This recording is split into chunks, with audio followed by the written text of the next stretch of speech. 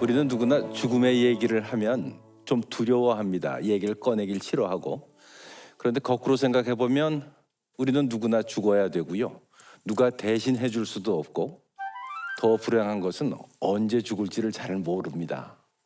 한 달쯤 전에 우리는 해외 토픽에서 100살이 넘은 호주의 과학자가 스스로 삶을 마감하기 위해서 스위스로 여행을 또 가서 스위스에서 생을 마감한 그런 해외 토픽을 들은 적이 있습니다.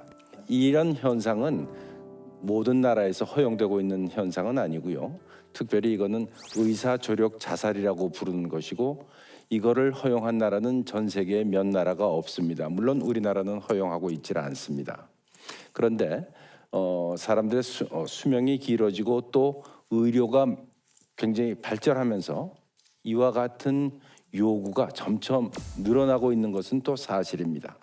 사람의 삶을 그냥 간단하게 얘기하면 그냥 생로병사라고 얘기를 하는데, 예전에 의사들이 역할을 할 수 있었던 것은 사람이 병에 걸리면 그게 낫도록 하거나 또는 증상이 좀 완화되거나 그런 걸로 역할을 다 했는데, 이제는 의학과 의료가 발전하면서 생로병사 모든 단계에 의료가 개입하게 됐습니다. 사망의 단계에서 개입하는 의료 중에는 중환자 의료라는 부분이 있습니다. 우리가 흔히 중환자실 또는 집중치료실이라고 하는 데서 이루어지는 일이고요. 또 거기에서 이루어지는 일이라는 게 무슨 인공호흡기라든지 심폐소생술이든지 이런 것들을 하는 곳입니다. 이 의료가 발전하면서 사실은 그냥 두었으면 돌아가실 분들을 굉장히 많이 살려냈습니다. 그런 밝은 면 뒤에는 또 어두운 면이 있게 마련인데, 모든 사람이 다 회복하지는 못하거든요. 그러면 결국은 어떤 환자분은 중환자 의료를 받았음에도 불구하고 이분에게는 이제 회복 가능성이 없구나 하는 단계에 돌아옵니다. 이때에 의사들이 갖는 고민은 뭐냐면, 이 중환자 의료를 중지해야 하는가, 중지한다면 언제 중지할 수 있느냐 하는 것이 고민입니다. 왜냐하면 어찌됐든 간에 회복할 수는 없지만 지금 중환자 의료로서 심장이 뛰고 있고 만지면 체온이 있고 음식을 투여하면 소화를 시키고 있습니다. 근데 그 환자분에게 중환자 의료를 중지하면 이른바 우리가 알고 있는 죽음의 단계에 도달하거든요.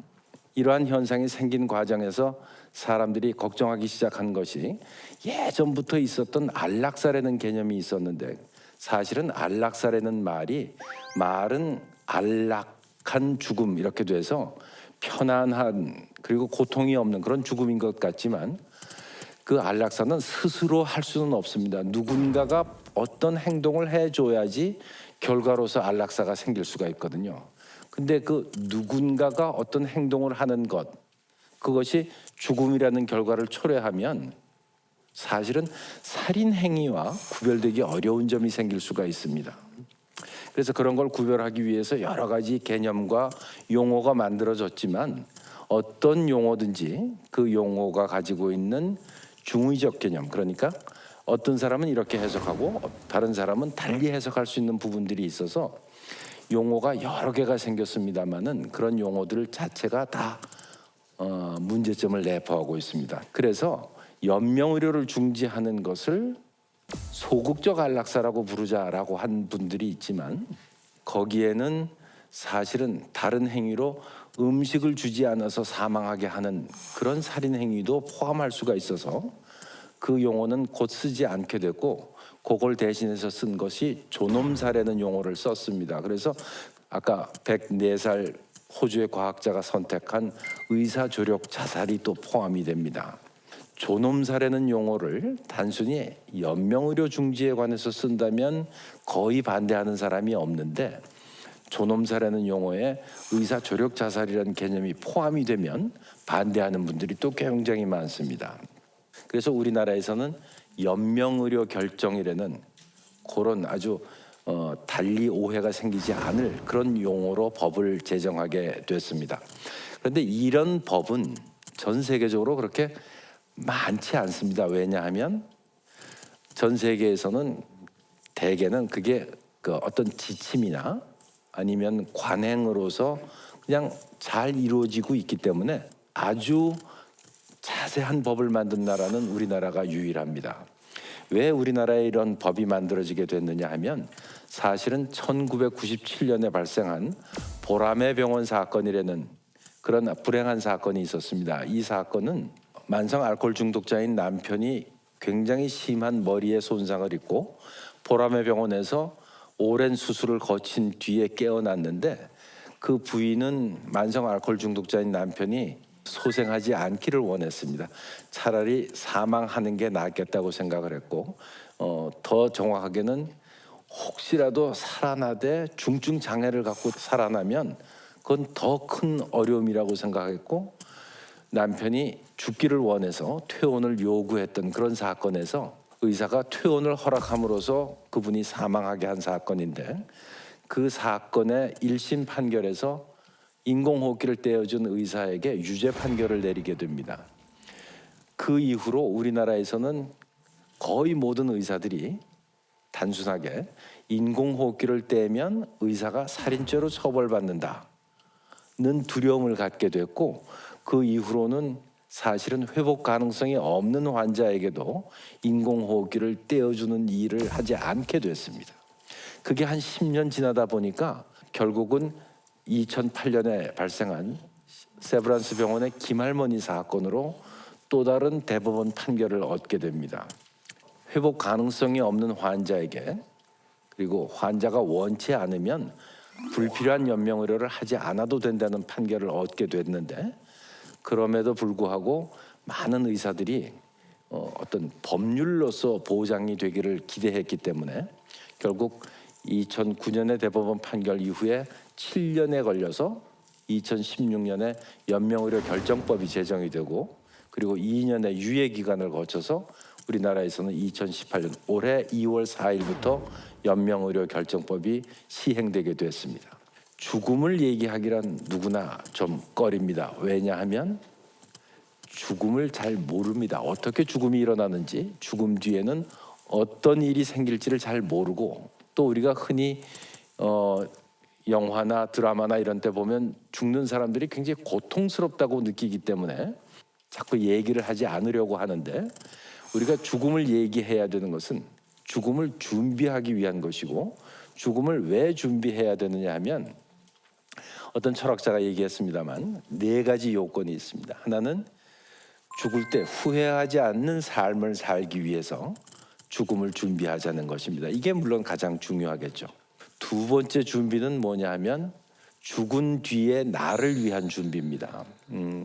가끔 어떤 장례식장에 가면 한쪽에선 기독교, 한쪽에선 불교 이렇게 장례 절차가 지내는 걸 보게 되는데 그런 게 조금 보기가 좋지 않은 경우가 있죠. 이럴 경우에 본인이 나는 이렇게 했으면 좋겠다라고 미리 밝혀두면 훨씬 좋고요. 야 근데 화장을 할 건지 뭐 매장을 할 건지 수목장을 할 건지 이런 것도 미리 정해놓으면 좋을 것 같습니다. 세 번째가 죽은 뒤에 남아있는 사람들을 위한 것입니다. 죽은 뒤에 남아있는 모든 인류를 생각하는 것은 아니고 주로 가족이나 가까이 있던 사람들을 위해서 미리 준비해 두는 게 좋을 것 같습니다. 왜냐하면 아무런 준비도 안 하고 아무런 결정도 안 하고 죽게 되면 남아있는 사람들이 혼란을 겪을 수가 있습니다. 흔히 드라마나 이런 데서는 상속 문제도 나오겠지만 그거 외에도 사람이 일생을 살고 그리고 사망하게 되면 누구나 삶을 마감할 과정을 겪어야 됩니다. 어떤 사람하고는 용서를 구하고 화해를 해야 될 사람도 있는가 하면 누구에게는 돈 꾼 걸 갚을 수도 있고 등등 여러 가지 일이 있을 수가 있습니다. 그런데 아무런 생각 없이 의식 잃고 아무런 준비 없이 사망하게 되면 죽음 뒤에 남을 혼란이 굉장히 커지기 때문에 그렇습니다. 그래서 우리는 죽음을 얘기하고 죽음을 준비해야 됩니다. 맨 마지막 준비가 뭐냐면 사망의 과정에 대한 준비입니다. 의료가 발전하면서 사망의 과정에서 원치 않는 의료 행위가 있을 수가 있고 그런 의료 행위에서 사회적으로나 가족에게나 또는 본인에게 원치 않는 일이 생길 수가 있기 때문에 그렇습니다. 사실은 우리는 어떤 면에서 죽음을 어느 순간에 일어나는 사건으로 인식하고 있지만 길든 짧든 사망의 기간을 갖게 됩니다. 물론 무슨 큰 사고로 갑자기 사망하는 사람도 있지만 또는 만성 질환으로 굉장히 오래 사망하는 사람도 있습니다. 이런 분들이 자기의 사망의 과정에 대해서 아무런 성찰도 해놓지 않고 죽음을 느닷없이 닥치게 되면 그러면 본인에게도 그리고 가족에게도 원치 않는 그런 사망의 과정을 겪게 되기 때문에 그렇습니다. 그래서 제가 말씀드리고자 하는 것은 죽음을 미리 준비하자는 것입니다. 죽음을 준비한다고 해서 불행한 일이 생기지도 않고 죽음이 앞당겨지지도 않습니다. 단지 죽음을 준비하는 것은 아까 말씀드린 것처럼 그런 네 가지: 후회하지 않을 삶, 죽은 뒤에 나를 위한 삶 준비, 죽은 뒤에 남아있는 사람들을 위한 준비, 그리고 죽음의 과정에 대한 준비, 이렇게 네 가지의 준비를 위해서 죽음을 미리 생각하고 준비하자, 그런 취지였습니다.